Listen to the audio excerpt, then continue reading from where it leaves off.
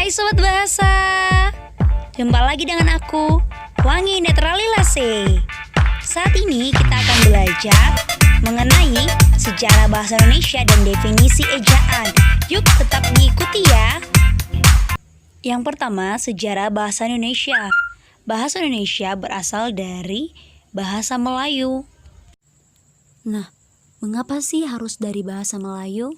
Selain karena daerahnya yang dekat, bahasa Melayu juga mudah dimengerti, memiliki toleransi terhadap kesalahan yang tinggi, dan fleksibel dalam menyerap istilah dari bahasa lain. Tapi, kok ada yang beda? Ada beberapa kata yang gak sama, Kak. Nah, sekarang Kakak jawab ya. Adanya perbedaan antara bahasa Indonesia yang digunakan sekarang itu karena adanya varian bahasa Melayu yang dipakai di Riau dan Semenanjung Malaya. Penanaman bahasa Indonesia berawal dari adanya Sumpah Pemuda pada tanggal 28 Oktober 1928 guna menghindari kesan imperialisme bahasa jika bahasa Melayu masih digunakan. Bahasa Indonesia saat ini masih tetap hidup dan menghasilkan kata-kata baru melalui penciptaan dan penyerapan. Sekarang kita masuk pada kedudukan bahasa Indonesia. Kedudukan bahasa Indonesia ada dua. Yang pertama, sebagai bahasa nasional. Yang termasuk dalam sebagai bahasa nasional adalah lambang kebanggaan nasional, lambang identitas nasional, alat pemersatu berbagai ragam masyarakat yang berbeda latar belakang, sosial, budaya, dan bahasanya. Dan yang terakhir, alat penghubung antar budaya daerah. Yang kedua, sebagai bahasa resmi atau bahasa negara, yang termasuk di dalamnya yaitu bahasa resmi kenegaraan, bahasa pengantar dalam dunia pendidikan, alat penghubung pada tingkat nasional serta kepentingan pemerintah, alat pengembang kebudayaan, ilmu pengetahuan, dan teknologi. Terus pertanyaan selanjutnya, fungsi dari bahasa itu apa? Fungsi dari bahasa Indonesia adalah sebagai lambang kebangsaan, identitas nasional, alat penghubung antar warga, antar daerah, antar budaya, serta alat pemersatu suku, budaya, dan bahasa di Nusantara. Sedangkan dalam kedudukannya sebagai bahasa negara, fungsi bahasa Indonesia adalah sebagai bahasa resmi kenegaraan, bahasa pengantar pendidikan, alat penghubung tingkat nasional, dan alat pengembang kebudayaan, ilmu pengetahuan, dan teknologi. Nah, demikian pembahasan mengenai sejarah bahasa Indonesia. Sekarang masuk pada topik kedua yaitu ejaan. Ejaan ialah penggambaran bunyi bahasa dengan kaidah tulis-menulis yang distandardisasikan atau keseluruhan sistem dan peraturan penulisan bunyi bahasa untuk mencapai keseragaman. Sejarah ejaan Indonesia. Ejaan Indonesia dipelopori oleh seorang berkebangsaan Belanda yaitu Charles Ardianus van Ophuijsen.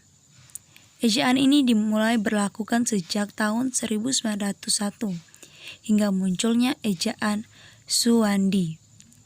Ejaan Van Ophuijsen ini merupakan ejaan pertama kali berlaku dalam bentuk bahasa Indonesia yang ketika itu masih bernama bahasa Melayu. Dengan ini menjadi dasar dan asal terbentuknya bahasa Indonesia. Ejaan yang ditetapkan oleh Van Ophuijsen saat itu sangat bermanfaat karena banyak orang, banyak penulis menggunakan aturan sendiri-sendiri di dalam penulisan huruf, kata, atau kalimat. Oleh karena itu dapat dipahami jika tulisan mereka cukup bervariasi dan sulit dipahami. Tidak berhenti pada pedoman yang dipelopori oleh Charles Adrian, tetapi bangsa Indonesia terus menyempurnakan ejaan bahasa. Sampai saat ini sudah ada perubahan 3 kali dalam ejaan. Yang pertama, setelah NKRI terbentuk dan diproklamasikan menjadi negara yang berdaulat, para ahli bahasa merasa perlu menyusun ejaan lagi karena tidak puas dengan ejaan yang sudah ada. Ejaan baru yang disusun itu selesai pada tahun 1947 pada tanggal 19 Maret yang juga diresmikan oleh Mr. Suwandi selaku Menteri PP dan K. Ejaan baru itu disebut Ejaan Republik atau dikenal juga dengan nama Ejaan Suwandi. Kemudian terjadi penyempurnaan lebih lagi dari Ejaan Suwandi. Karena itu dibentuklah tim untuk menyempurnakan ejaan tersebut. Pada tahun 1972, ejaan itu selesai dan pemakaiannya diresmikan oleh Presiden Soeharto pada tanggal 16 Agustus 1972 dengan nama Ejaan Bahasa Indonesia yang disempurnakan atau EYD. Dan yang terakhir pada tahun 2015 kembali berubah menjadi Ejaan PUEBI, Pedoman Umum Ejaan Bahasa Indonesia. Hingga sekarang, PUEBI menjadi dasar dan kaidah bahasa Indonesia terutama dalam penulisan. Semua kalangan menggunakan PUEBI sebagai ejaan yang benar dalam tulisan atau karya tulis. Dan sering kita lihat kalau setiap syarat suatu karya tulis adalah sesuai dengan PUEBI. Latar belakang terjadinya perubahan ini antara lain yang pertama karena adanya kemajuan dari berbagai ilmu dan yang kedua untuk memantapkan fungsi bahasa Indonesia. Huruf ejaan dalam bahasa Indonesia terdapat 26 huruf atau abjad dan 26 ini dibagi lagi yaitu pertama huruf konsonan dan huruf vokal. Perlu sobat bahasa ketahui bahwa dalam ejaan terdapat banyak penjabaran pelajaran. Di sini aku bakal jelasin satu persatu penjabaran pelajaran itu. Yang pertama diftong. Diftong adalah gabungan dua huruf vokal. Contohnya pulau. Kata pulau terdapat A dan U di akhir yang digabungkan. A dan U merupakan huruf vokal. Nah, yang kedua itu pesukuan. Suku kata bahasa Indonesia ditandai oleh sebuah huruf vokal. Contohnya negara. Nah, di situ terdapat 3 huruf vokal sehingga terdapat 3 suku. Ne, ga, dan ra. Nah, yang ketiga adalah huruf kapital. Huruf kapital dipakai sebagai huruf pertama kata pada awal kalimat atau petikan langsung. Misalnya, pada kalimat anak saya sedang bermain di halaman. Huruf kapital terdapat pada kata pertama yaitu kata anak. Terdapat pada huruf A.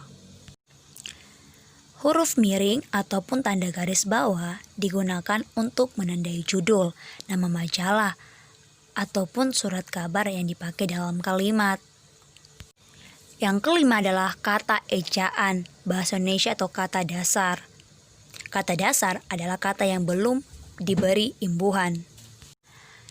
Contohnya pada kata makan, duduk, pulang, tinggal, datang, dan lain sebagainya.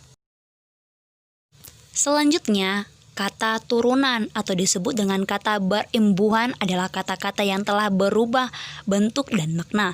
Perubahan ini dikarenakan kata-kata tersebut telah diberi imbuhan yang berupa awalan atau afiks ataupun akhiran sufiks ataupun sisipan infiks dan awalan akhiran konfiks. Contohnya adalah menanam, berlari, tertinggal, dan masih banyak lagi. Selanjutnya gabungan kata. Gabungan kata atau yang lazim disebut dengan kata majemuk termasuk istilah khusus. Unsur-unsurnya ditulis terpisah ya. Contohnya tanda tangan terdapat 2 kata dalam satu arti. Yang ke-8 adalah bentuk ulang. Jika dahulu bentuk ulang ditulis dengan angka 2, tapi pada saat ini tidak lagi ditulis dengan angka 2, tetapi ditulis secara seluruhnya dengan menggunakan tanda hubung. Misalnya macam-macam. Yang ke-9 adalah kata depan. Kata depan adalah kata-kata yang secara sintaksis diletakkan sebelum kata benda, kata kerja, atau kata keterangan. Dan secara sistematis, kata depan menandakan berbagai hubungan makna antar kata depan dan kata yang di belakangnya. Kata depan ada di, ke, dan dari. Ditulis terpisah dari kata yang mengikutinya kecuali dalam gabungan kata, seperti kepada dan daripada. Yang ke-10 adalah singkatan atau akronim. Singkatan atau akronim contohnya adalah BAPAK. Penulisan BAPAK pada singkatan atau akronim ditulis dengan BPK. Dan yang terakhir adalah unsur serapan. Bahasa Indonesia berkembang sangat pesat dan dalam perkembangannya itu, bahasa Indonesia banyak menyerap bahasa atau ejaan lain dari berbagai bahasa di dunia, seperti bahasa Arab, Belanda, Sanskerta, Portugis, dan Inggris. Bagaimana sobat bahasa? Mudah kan untuk mengerti bagaimana perkembangan sejarah bahasa Indonesia dan ejaannya? Semoga video kali ini dapat bermanfaat bagi seluruh sobat bahasa. Terima kasih, sampai jumpa pada video selanjutnya. Dah.